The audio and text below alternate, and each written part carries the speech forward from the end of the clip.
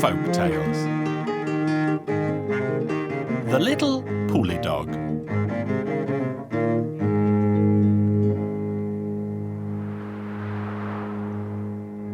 Once upon a time, a very, very long time ago, Jesus roamed the earth with St. Peter.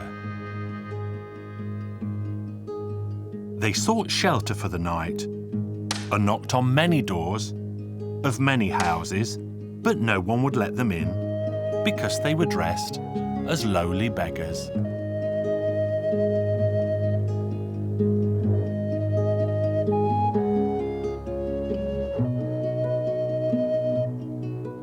One day they came to the mansion house of a rich landowner.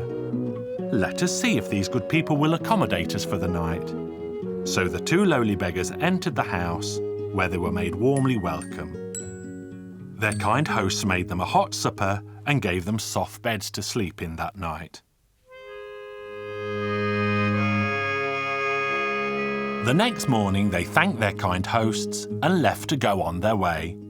And as they left, Jesus said, "Peter, this man is rich and has everything in the world he needs, and yet there is still one vital thing that he lacks.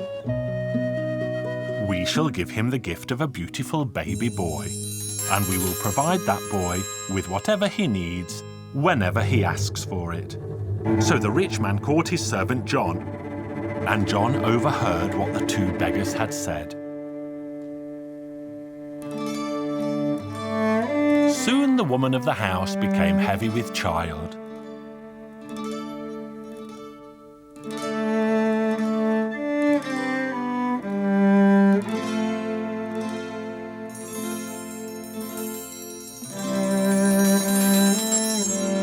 And she gave birth to a beautiful baby boy.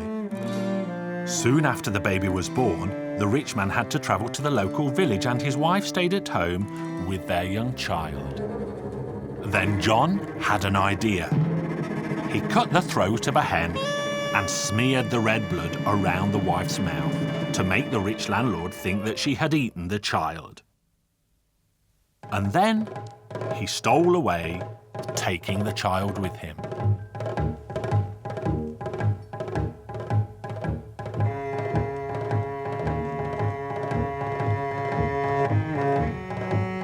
They rode and rode until they came to the town where the king lived. "Here," John said to the boy, "do you see, son, what a splendid palace the king lives in?" "I do, father." "Now ask for a much better one at the other end of the town." And so the boy asked for a palace, and it really was much more spectacular than the one the king owned. The locals soon began to gossip about the magnificent palace that had sprouted out of the ground overnight. Even the king became curious to see for himself, and so he went to the brand new palace and declared that it really was much grander than his own and had everything a man could wish for in a home. The king soon came to like John, and so he let him marry his beautiful daughter. But after the wedding was over, the princess began to question John. "Tell me, John, where did you get this beautiful boy from if you say that you have never been married before? And how come you own such a glorious home? Don't nag me, wife. I shall tell you everything one day."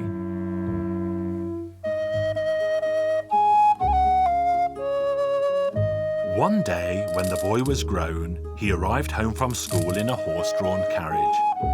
His wife told John that she would not live with him for a day longer if he did not tell her from where he got the boy and the palace. And so John began to explain. As the two of them were talking, John said to his wife, "We forgot to tell the coachman to take the boy home." And as they opened the door, they saw that the boy had been standing outside and heard every word they had said. They called him to eat, but instead the boy went down to the stables and told the coachman to saddle him a horse as he planned to leave. When the horse was saddled, he told his father, Now, John, you should turn into a black pulley dog and follow me. Then the boy, who had no name, left for home. By evening, he arrived at a mayor's house, where he asked for shelter for the night.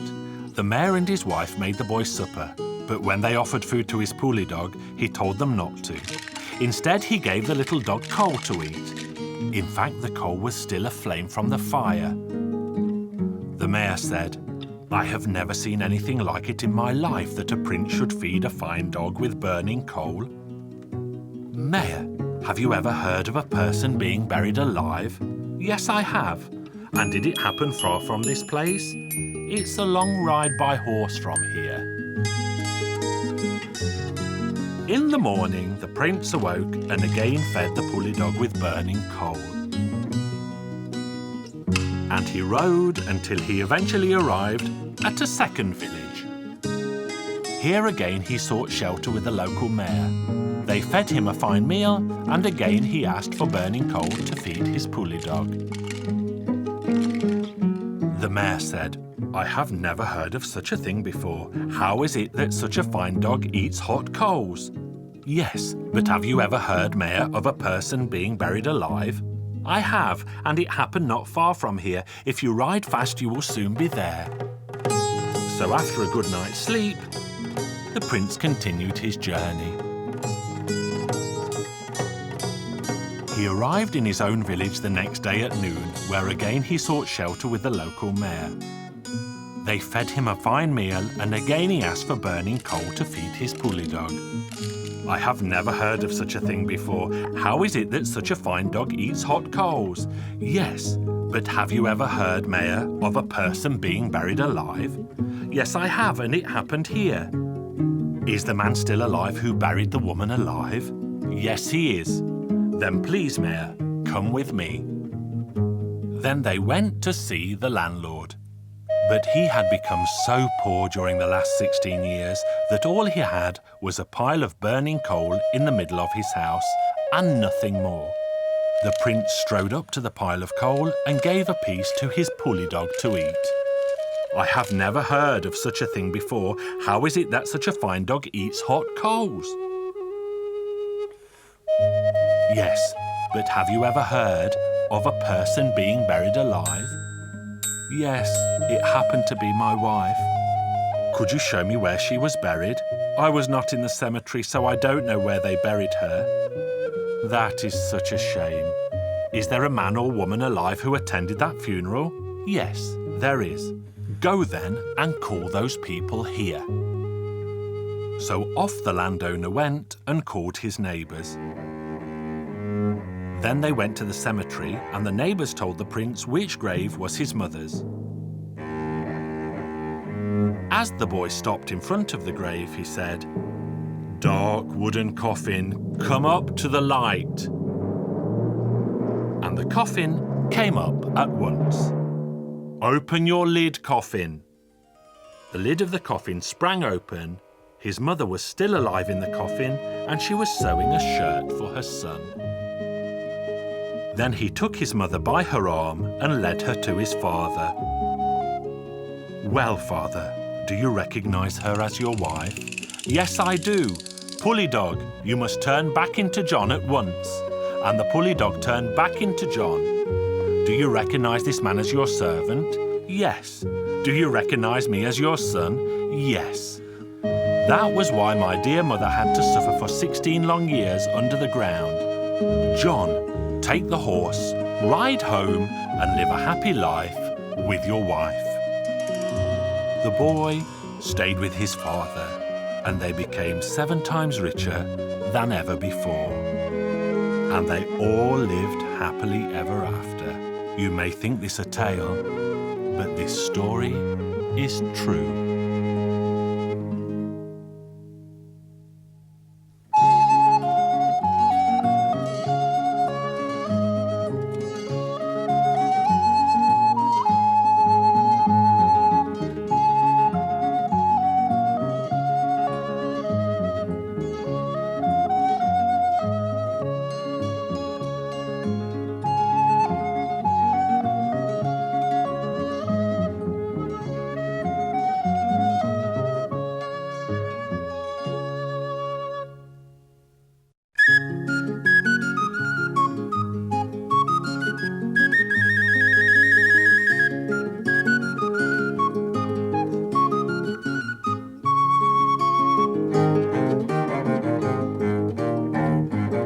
Hungarian Folk Tales.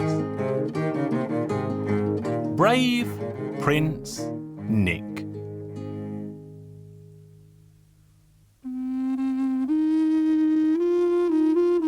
Once upon a time, in a land far away, there was a king. And the king had 3 daughters. Every morning he took a walk in the forest with his daughters, until one morning, when a large black cloud appeared in the sky. "King, you must give me your eldest daughter, or else I will snatch the sun from the sky." Then the king said, "If you are a good spirit, come down. If you are a bad spirit, go away." So off the cloud went, and it took the sun with it. The next morning they went for a walk again, and the black cloud appeared again. "King, give me your middle daughter, or else I will take the moon from the sky." The king did not do as the cloud demanded, and so it took the moon.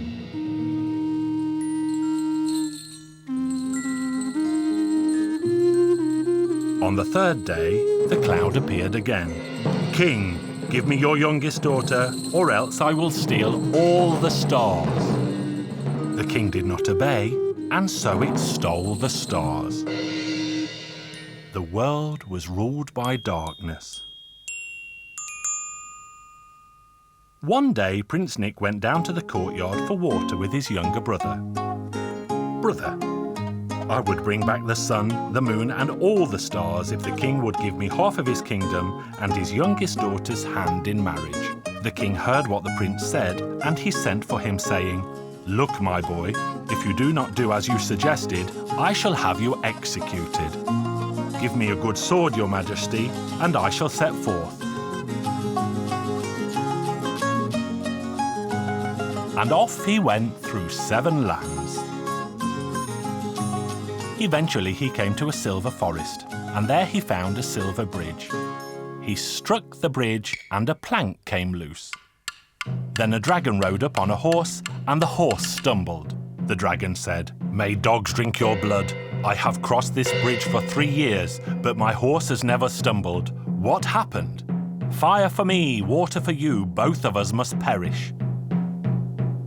The dragon climbed down from his horse and said, "Prince Nick, come out from your hiding place under the bridge. I have known you since you were no bigger than a seed, that I would have to do battle with you. How shall we fight? Wrestling, sticks, or swords?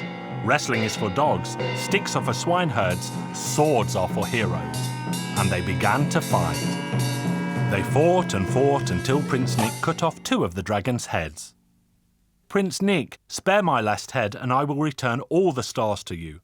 "Where are they?" "There, under my saddle. Take them." Prince Nick took the stars from under the saddle, chopped the dragon's last head off, and walked away. He soon reached a golden forest. There he went up to a golden bridge. He struck the bridge with his sword. 2 planks broke off, and he hid himself under the bridge. The 7-headed dragon appeared, and its horse stumbled. "I have crossed this bridge for 7 years, but my horse has never stumbled. Why does it do it now?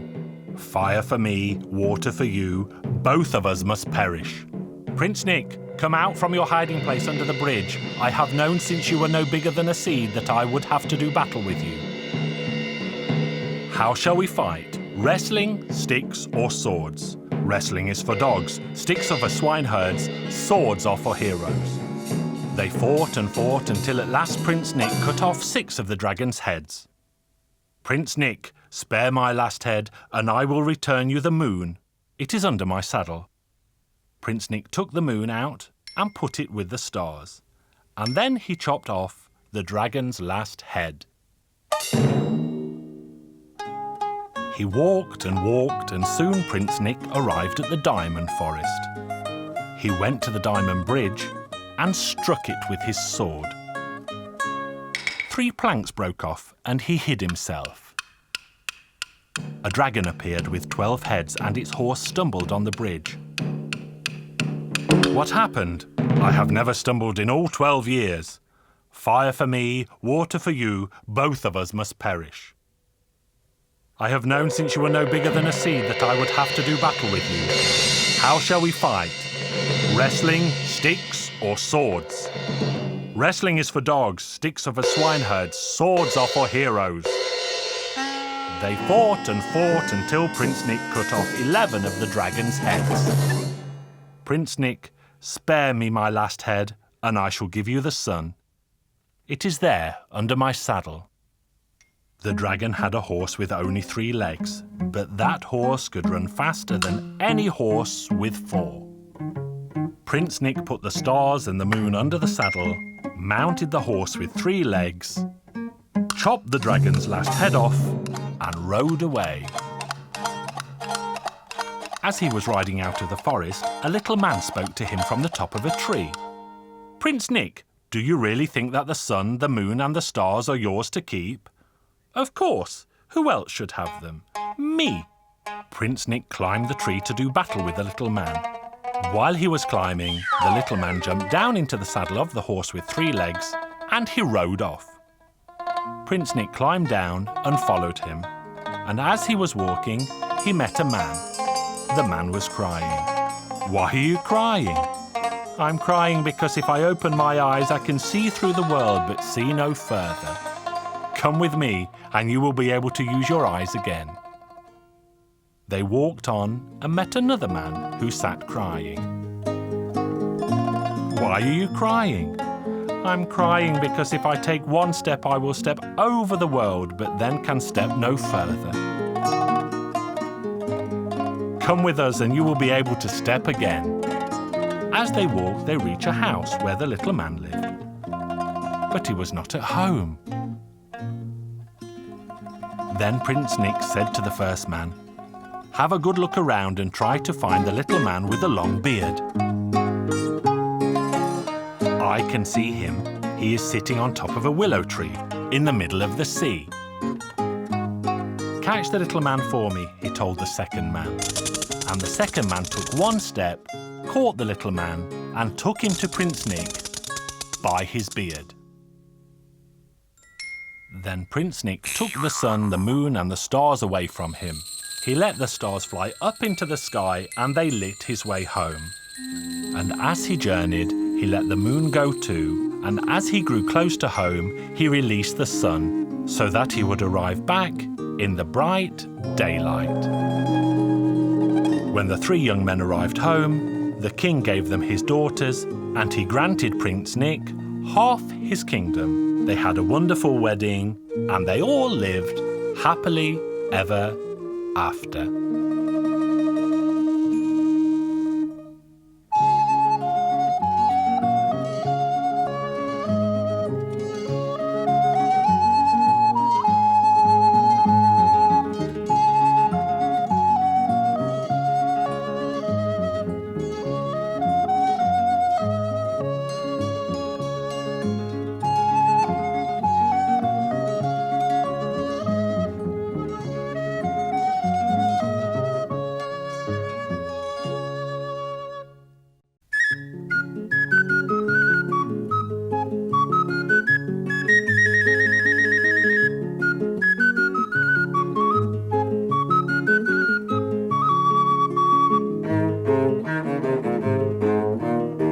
Hungarian Folk Tales.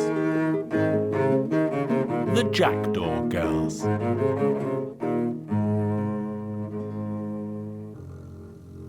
Once there lived a mother who had 12 daughters. The 12 girls were very unruly and each had a big mouth. They were always quarrelling with each other. There was never any peace in the house, and one day their mother decided that enough was enough, and so she said, "My ears are full with your quarrels. All of you should turn into jackdaws." They flew through the open door with such haste that they nearly poked her eyes out with their wings. They left the house and took to the air. They disappeared in a westerly direction. The mother became very sad as she missed her daughters very much, but there was nothing to be done. Then she discovered that she was expecting a baby, and when the time arrived, she gave birth to a healthy baby boy. When the boy became a little older, he began to ask his mother, "Mother, have I never had a sister or a brother?" And his mother replied, "I have never had any other child except for you, my boy." But later on, the boy heard the talk in the village that he used to have 12 sisters who turned into jackdaws and flew away forever. "Mother, I have heard in the village that I used to have 12 sisters. I will not rest until I find them all." His mother tried to keep the boy at home, but to no avail. So then she filled a sack full of food and let him leave. As the boy was walking, he caught sight of a hermit's shack in the distance, and he arrived there just as the sun was setting. An old woman lived in the little shack, and he had never seen an older woman in his life before. He greeted her. "Good day, old lady."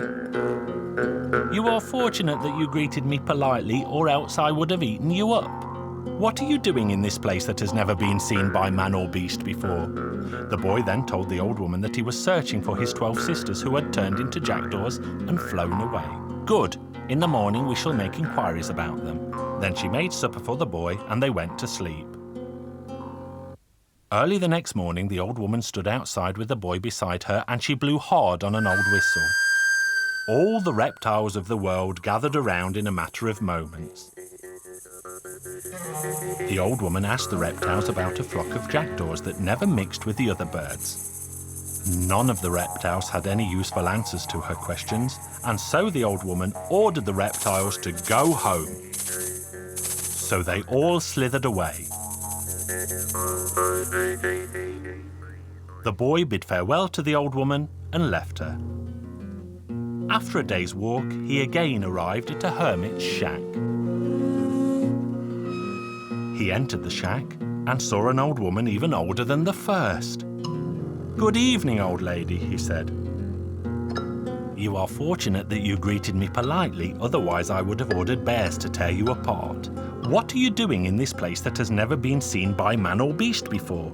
The boy told her the aim of his search. "Good. Maybe tomorrow morning we shall learn something more about your sisters." The boy went to bed and soon fell fast asleep. The next morning, the old woman stood outside the front door with the boy and blew hard on an old whistle. All the 4-legged beasts of the world gathered around the house in a matter of moments. "Do you know anything about 12 jackdaws that always fly alone?" "We know nothing of such birds, and we have never heard of them before," the 4-legged beast replied. So the old woman sent them home with a wave of her hand. Then the boy became very sad indeed.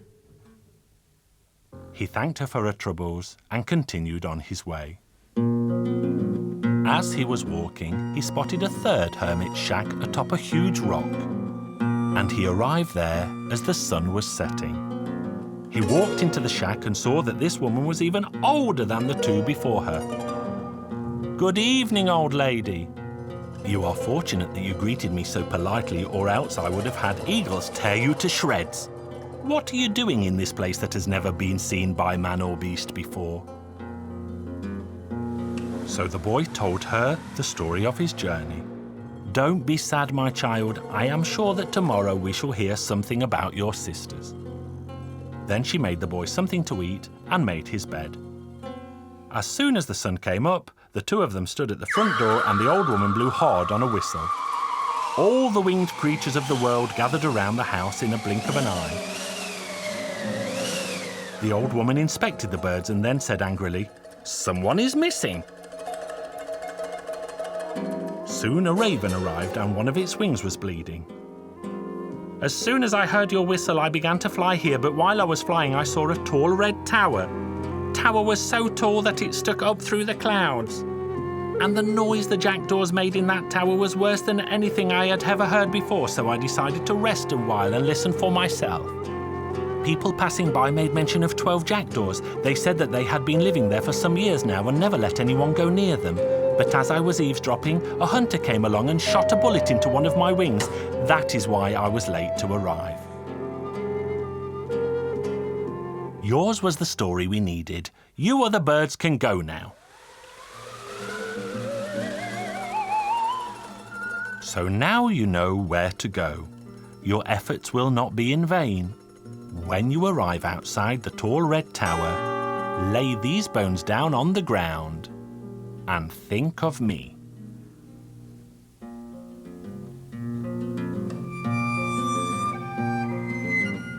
He set out once more, and after many days he arrived at the tall red tower. He did as the woman told him, and the two bones grew into a long ladder, and he could climb up to the jackdaws. He entered a large room where he found 11 of the jackdaws away, and the 12th in the form of a girl. The others were away collecting food. The young girl was afraid at first, but soon she became braver. She showed the boy around their home and explained all that she knew. Then the boy confessed that he was in fact their brother, and he had found them at last. Then they heard the noise of the jackdaws flying home again. So the young girl said, "Hide yourself quickly, because if I am unable to explain who you are, they will surely peck your eyes out." So the girl hid the boy in the 7th room. The 11 jackdaws soon arrived home, where they did a somersault and turned back into girls. Then the eldest of all said, "I can smell the presence of a stranger." And she tossed furniture around in her frantic search for the stranger. Then the youngest girl calmed her sisters and said, "When we left our father's house, our mother was heavy with child. She gave birth to a boy. That boy has spent many months looking for us, and now he is here to take us home to our mother and father. I hid him because I was afraid you would do him harm, because you didn't know why he was here or why he had come." Then the girls went to their brother, and they all embraced him. Before starting home, they all swore to always be good from now on.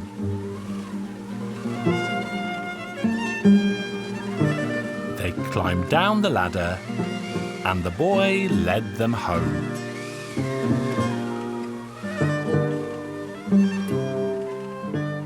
When they returned to the home of their birth, their mother and father were overjoyed to see their 12 daughters again. From that day on, the girls behaved so very well that they were the pride of their village. All 12 of them found a husband within the year, and all got happily married. And their brave brother found a pretty girl to be his bride, and they all lived happily ever after.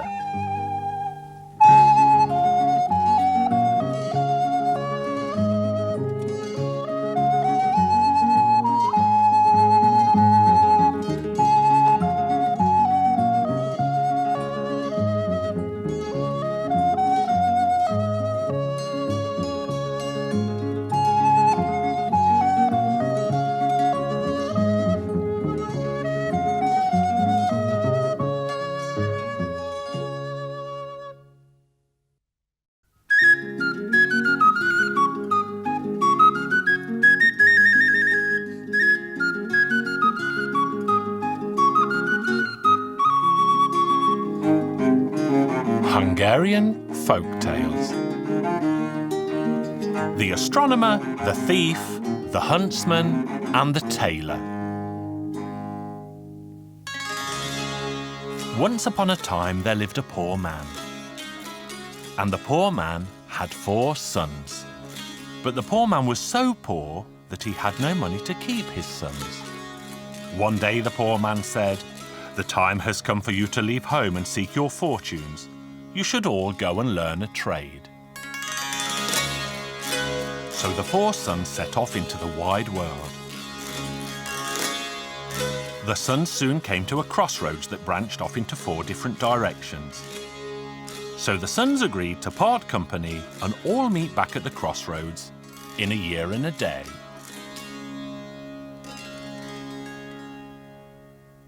Time passed and each of the sons studied a trade.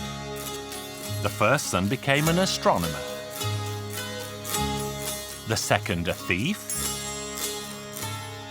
the third was a huntsman, and the youngest a tailor. So they met again after a year and a day, and they journeyed back home to tell their father of the jobs they now all had.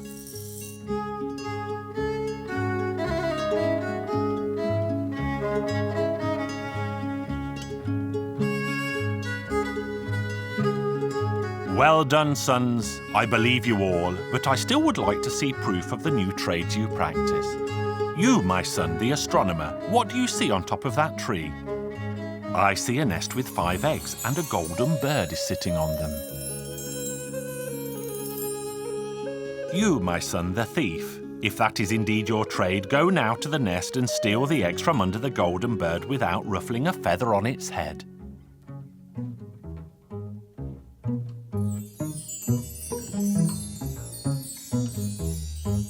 So the thief climbed up the tree and succeeded in stealing the eggs unseen. And he gave the eggs to his father. The old man put the eggs on the table. He placed one egg at each corner and then put the fifth egg in the middle. "You, my son, the huntsman, if that is indeed your trade, shoot each egg with one shot and split them in two." So the huntsman shot and hit all 5 eggs in turn. "Well done, son. You are a master of your craft." "You, 4th son, the tailor, if that is indeed your trade, stitch all 5 eggs back together so that the chicks inside each survive." So the tailor stitched the eggs back together and did an excellent job of work. But they would not know if all was well until the eggs eventually hatched. "Now, thief, you must put the eggs back under the golden bird unnoticed." The thief succeeded, and only a few days later, all 5 eggs hatched out and the golden bird was delighted with the chicks. But each chick had a tiny red band around its neck where the tailor had stitched them back together.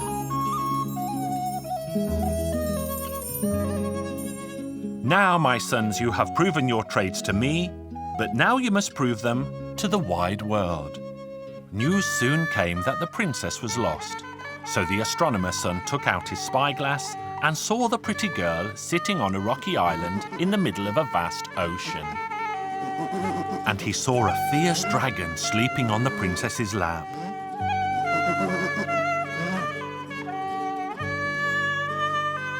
So the astronomer's son went directly to the king and requested a boat to rescue his royal daughter.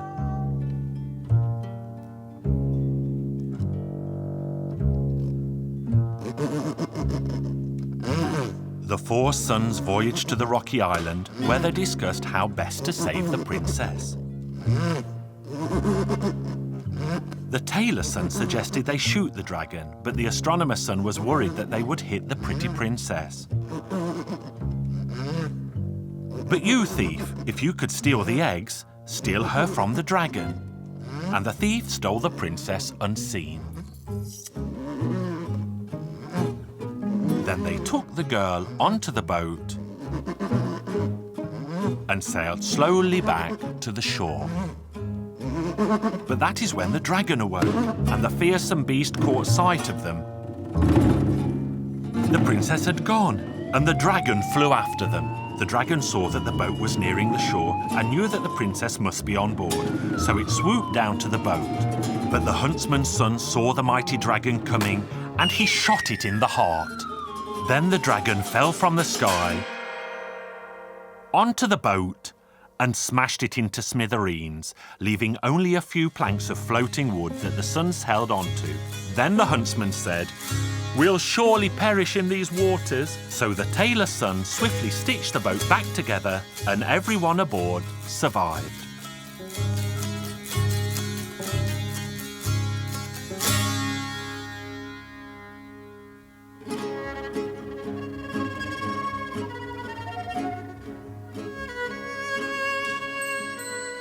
The old king was a very happy man when he saw his daughter again, and he asked the 4 young men, "Which one of you deserves my daughter's hand?"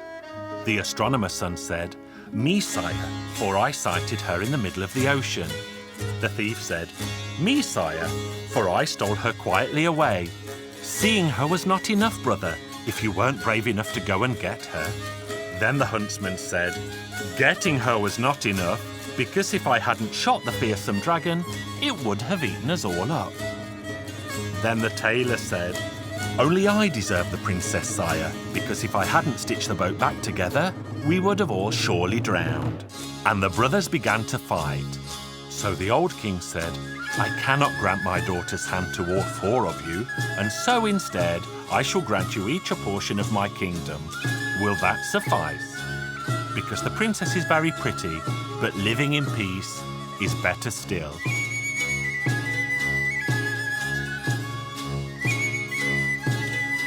So all 4 sons received a quarter of the kingdom, and they all lived happily ever after.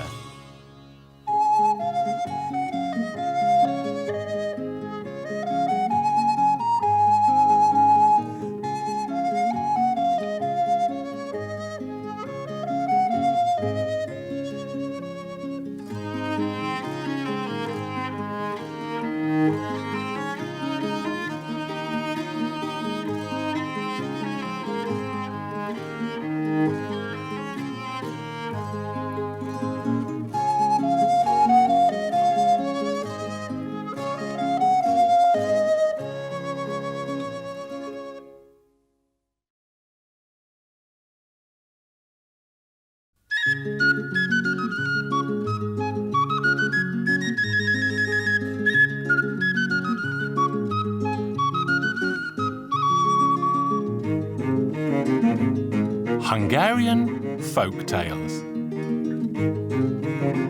First the dance, then the feast. Once upon a time there lived a poor man. He had even more children than a sieve has holes, and he owned nothing more than a small house. But then the poor man was forced to move out of his home because his landlord wanted so much corn in payment for his rent that he had to leave. And so the poor man decided to hide.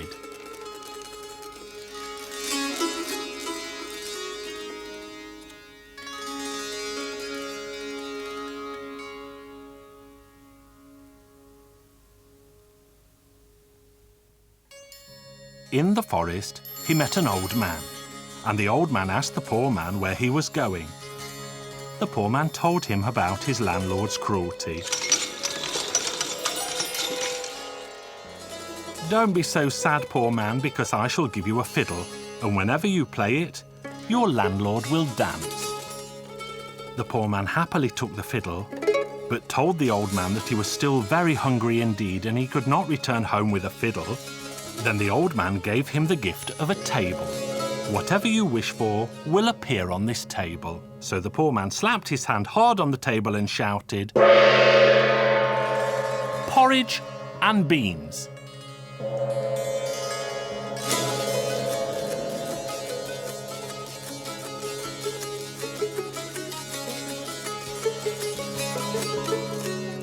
And when the poor man's belly was full, he set off to go home.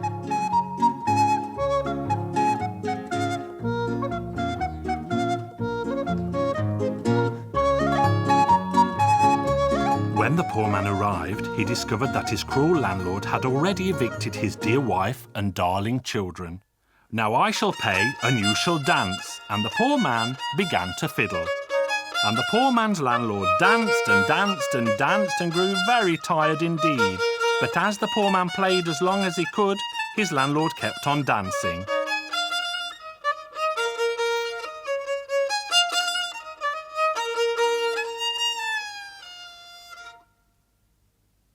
When the poor man took a rest, the landlord ran back to the mayor's office to report that he wouldn't stop fiddling. But the poor man followed the landlord back to the office and began to fiddle again. Dance, landlord, dance! Then the landlord danced into the office and shouted. The men in the office soon grew bored with the poor man's fiddling and they ordered him to leave at once. Now you should dance too, the poor man commanded. And everyone in the mayor's office began to dance around. They put down their pens and danced a merry jig together.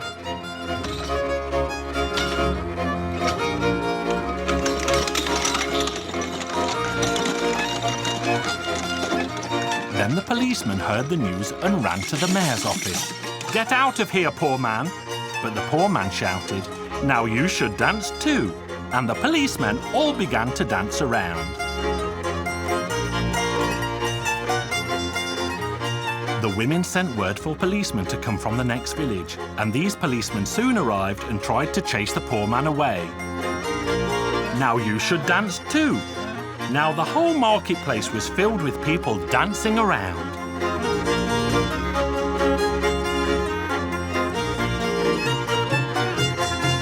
Then the soldiers marched up and the poor man said, "Now you should dance too, as best you can."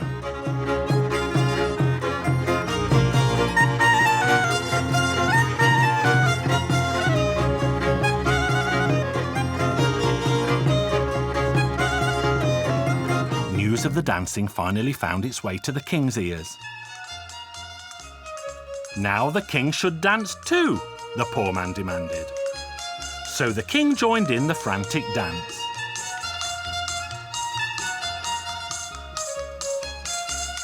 The queen of the kingdom contacted the king from the neighbouring land, and this king arrived with his army, and the country was soon filled with his foreign soldiers.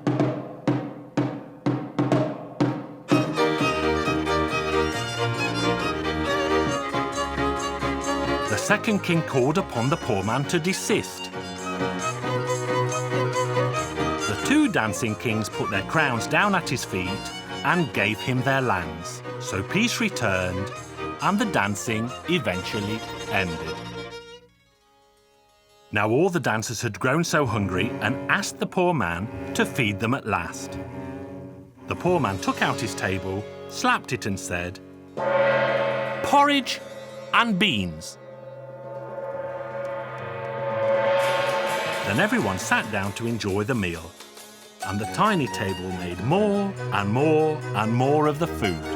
The people standing next to the table were lucky, but the ones at the back could not reach the porridge pot, and the people pushed the kings into the beans.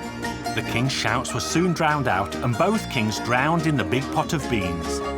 No one felt sad that the kings had gone, and all pushed forward to eat their fill.